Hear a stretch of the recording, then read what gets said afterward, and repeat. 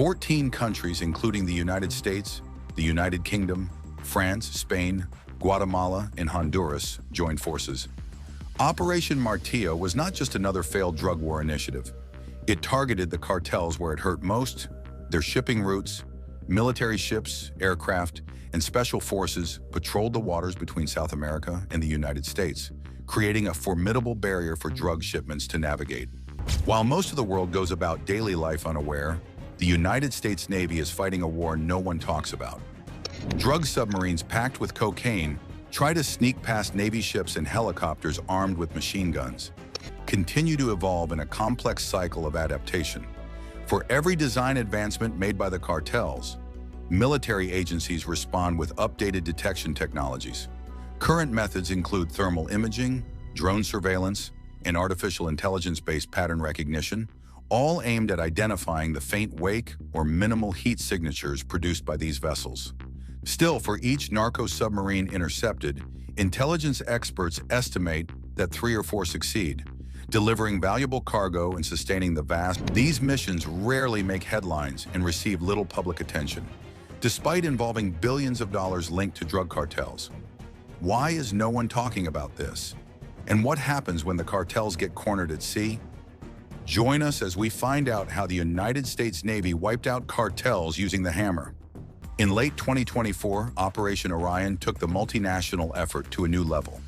This time, 62 countries participated, ranging from small nations with limited coastlines to major powers with large navies. Over 6 intense weeks, they shared intelligence, tracked suspicious vessels, and intercepted drug shipments across global waters. No previous drug operation had matched the success of Orion. The drug war at sea is far more complex than commonly perceived.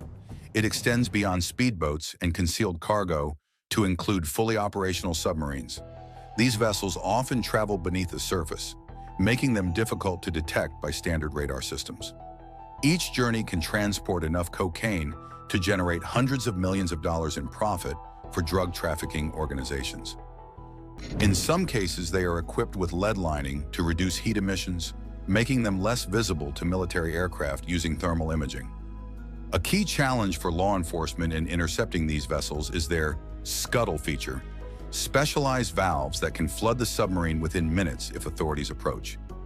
This allows the vessel and its cargo to sink rapidly to the ocean floor, often in waters thousands of feet deep, where recovery is nearly impossible. In the year 2024, Operation Orion demonstrated the extent of these drug submarines didn't appear overnight. Back in the 1980s, Colombian cartels started with simple underwater tubes they would tow behind boats. Pretty smart, but not good enough to fool the military for long. So they got creative. By the 1990s, drug trafficking operations had advanced to using self-powered submarines. These vessels were not military-grade, but rather handcrafted in concealed workshops located deep within the Colombian jungle. Constructed primarily from fiberglass and wood, they were assembled in remote, muddy clearings under dense jungle canopy. The results were swift. In the first year alone, authorities arrested 339 smugglers and seized 101 boats carrying drugs. In 2011, the operation confiscated 119 tons of cocaine, worth an estimated $2.35 billion on American streets. Authorities also seized $21 million in cash, heading back to the cartels, and $16 million worth of goods used to conceal or transport the drugs. Operation Martillo was only the beginning, helping to conceal them from aerial and satellite surveillance. Today's narco submarines represent significant engineering achievements, despite being built by individuals without formal training in the field. These vessels, often around 80 feet in length, are capable of traveling up to 2,500 miles without the need for refueling. When smugglers attempted to alter their routes after hearing about a bust, they would end up sailing into another country's patrol zone. These operations did more than remove drugs from the streets. They collected valuable intelligence. Each captured sailor, boat, and communication device offered new insights into cartel operations. Smuggling route maps became more detailed, and lists of cartel contacts grew longer. They can transport as much as 10 tons of narcotics while remaining mostly submerged to evade detection. A typical crew consists of 5 individuals who endure extended periods in confined, overheated spaces with minimal amenities. These submarines typically cost between $1 million and $2 million to construct. With every bust, the price of cocaine on American streets increased as supplies dwindled. The message was clear. The open seas were no longer safe for drug traffickers, regardless of how advanced their hiding methods were. With nations united against them, cartels required more effective tools to evade capture. But what dangerous machines do drug lords use to outrun the law? Drug traffickers don't just use any boats to transport their illegal cargo. They've developed a formidable fleet that could rival some navies. At the core of this criminal fleet are 2 very different yet equally dangerous vessels: lightning-fast speedboats and stealthy underwater submarines. The speedboats, known as go-fasts in the drug world, are the traditional workhorses for cocaine delivery. These 30-foot boats are powered by 3 or 4 outboard motors, each with 250 horsepower. It's like attaching multiple sports car engines to the back of a small boat. These engines propel the boats to speeds exceeding 80 miles per hour, making them nearly impossible to catch in a direct pursuit. Go-fasts maintain a low profile in the water, often painted blue to blend with the ocean. They typically carry only 1 driver, maximizing space for fuel and drugs. With 2,000 gallons of extra fuel tanks, these boats can travel over 500 miles without stopping, enough to cover distances like Colombia to Jamaica or the Bahamas to Florida. What makes these boats particularly dangerous is their history. They weren't created by drug dealers. They were originally used by rum runners during American Prohibition in the 1920s and 1930s. Those early smugglers perfected the design to outrun Coast Guard ships, and modern drug traffickers have simply updated the concept with newer technology. To combat these speed demons, the Coast Guard formed specialized teams called HITRON, short for Helicopter Interdiction Tactical Squadron. These teams operate MH-65D Dolphin helicopters equipped with machine guns and sniper rifles. When they spot a go-fast, they don't attempt to outrun it. Instead, they swoop down from above, using loudspeakers to instruct the boat to stop.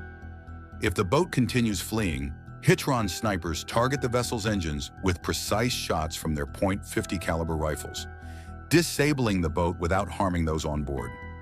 These tactics have become so effective that drug cartels now hide their go-fasts in plain sight. They disguise them as fishing boats with fake equipment or create special compartments below the waterline to hold cocaine packages, making the boat appear empty if inspected. Some cartels have even developed hybrid boats that combine go-fast speed with submarine stealth.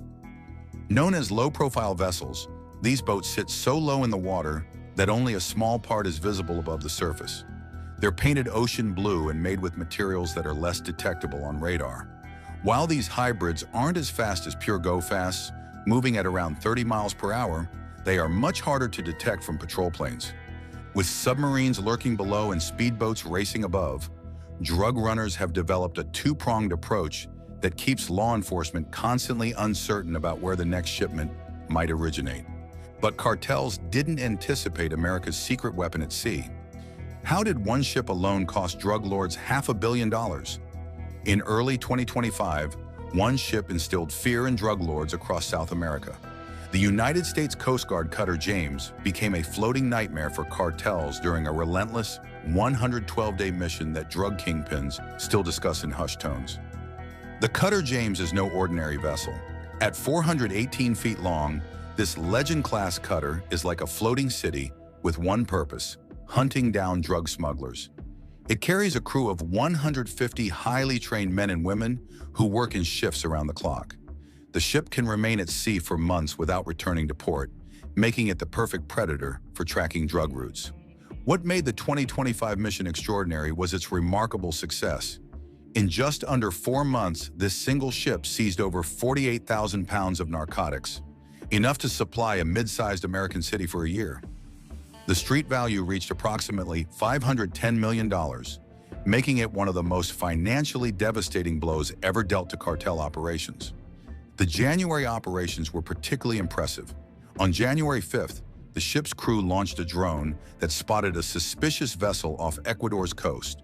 Unlike regular military drones, the Coast Guard uses special maritime models that can fly for 18 hours straight, while carrying advanced cameras capable of reading a boat's name from miles away. The drones silently tracked the vessel from high above until boarding teams swooped in, catching 3 smugglers with over 2,025 pounds of cocaine. Just 1 day later, on January 6th, they hit the jackpot. Maritime patrol aircraft working with the cutter James spotted 3 go-fast boats traveling together, an unusual and risky move for smugglers. Using their helicopter teams, they managed to stop all 3 boats in a perfectly coordinated operation, capturing 9 suspects and an enormous haul of 13,960 pounds of cocaine. The smugglers changed tactics on January 7th, deploying a low-profile vessel, a boat specifically designed to avoid radar detection, but the hit-run helicopter crew was ready. Using precision shooting skills, they disabled the boat's engines without harming the crew. Another 8,240 pounds of cocaine never made it to American streets. When smugglers tried to escape capture by dumping their cargo on January 18th, the cutter James didn't give up. Its high-speed pursuit boats chased down the smugglers, while other team members retrieved the floating drug packages from the sea. The recovered cargo, nearly 6,000 pounds of cocaine, would have brought cartels millions in profits. The Navy joined forces as well. Ships like the USS Minneapolis-St. Paul and USS St. Louis conducted their own busts in the Caribbean, adding hundreds more kilograms of captured cocaine to the total. These operations struck the Sinaloa and Jalisco New Generation cartels especially hard. Intelligence gathered during the missions revealed key smuggling routes, identified cartel members, and exposed new trafficking methods, all of which are now being used to plan the next wave of interdictions to further disrupt these criminal empires. Behind every successful drug bust is a hidden mastermind running the operation. Who is truly calling the shots in this billion-dollar game of cat and mouse? Hidden away in Key West, Florida, is a building that appears ordinary from the outside. Inside, however, an elite team leads what may be the most successful drug-fighting operation in the world. Welcome to JIATF South, the Joint Interagency Task Force South, where America's drug war is orchestrated by some of the smartest military and law enforcement experts. JIATF South is where information from dozens of countries and agencies converges to catch drug smugglers in the act. Consider it the ultimate control center for drug interdiction, a place where satellite images, radar data, ship locations, and confidential intelligence are combined to track down the criminals. What makes JIATF truly unique is how it brings together individuals who typically don't work side by side. FBI agents sit next to Navy officers. Defense Electronics Agency specialists collaborate with Coast Guard commanders. CIA analysts exchange information with customs officers. With representatives from foreign countries included, the team gets a complete view, not just fragments of it. The command center itself resembles something from a movie, a vast room with large screens displaying maps of the Caribbean and Pacific, with dots representing every boat, plane, and submarine in the area. Specially trained analysts monitor these screens around the clock, searching for suspicious movements or unusual patterns that could indicate drug shipments. When JIATF spots something suspicious, they don't need approval to act. They have direct control over ships, planes, and helicopters on standby. This fast response is critical, as drug boats can vanish in minutes if they realize they've been spotted. One of JIATF's secret weapons is the Leadette teams, law enforcement detachment units from the Coast Guard. These small groups of highly trained personnel get placed on Navy warships, turning military vessels into drug-fighting machines. When a Navy destroyer spots a suspicious boat, these Coast Guard teams handle the boarding and arrests, solving a tricky legal problem. Military forces can't normally make arrests, but Coast Guard officers can. The partnership works brilliantly. Navy ships provide the muscle and advanced technology, like the USS Gravely and USS Spruance, with their powerful radar systems that can spot tiny boats from over 100 miles away. Meanwhile, Coast Guard teams bring the legal authority and specialized skills for boarding suspicious vessels safely. JIATF South doesn't just react to smugglers, they predict their moves. Using powerful computers and years of data on drug routes, they create heat maps showing the most likely paths smugglers will take. This lets them position ships and planes in perfect ambush positions days before drug boats even leave South American shores. This command center has become so effective that drug cartels now offer huge bounties for information about how it operates. But JIATF keeps adapting its methods, staying one step ahead in the high-stakes chess match against some of the world's most dangerous criminal organizations.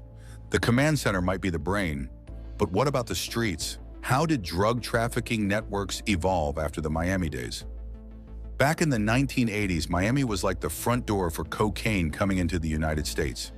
It was everywhere: nightclubs, highways, even high-end neighborhoods.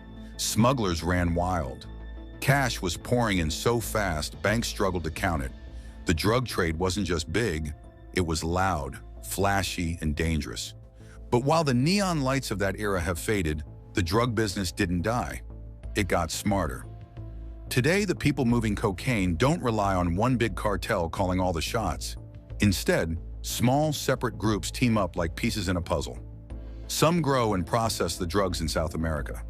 Others handle shipping across oceans or hide drugs in everyday cargo.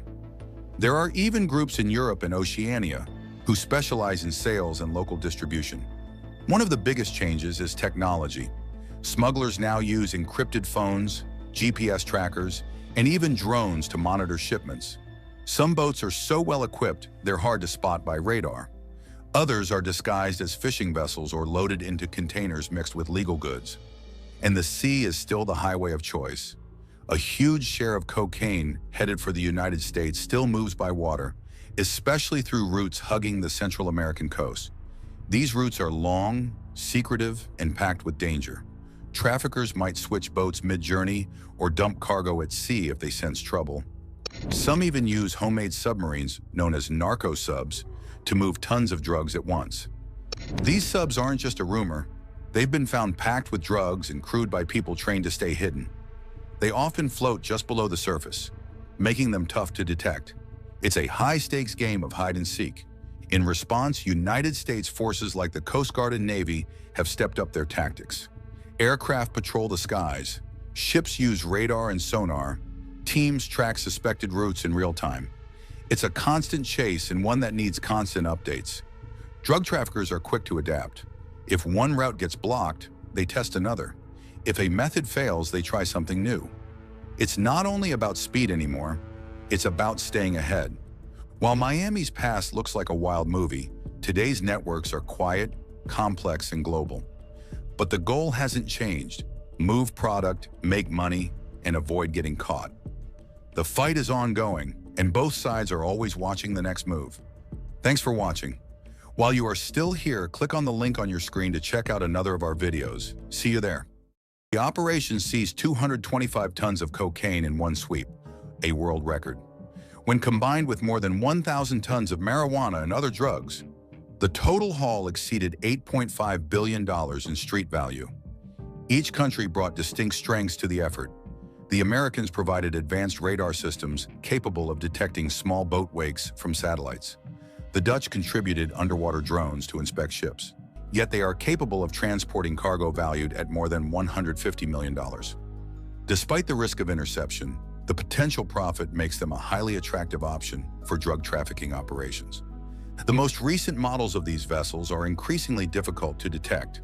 They are often painted in blue-gray tones to blend with the surrounding ocean and are built with streamlined shapes that minimize wake during movement. Submarine's technological advancement when one was intercepted en route to Australia. The vessel had traveled more than 10,000 miles across the Pacific Ocean.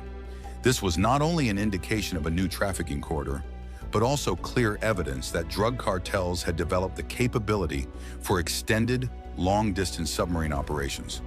The ongoing efforts between drug cartels and military forces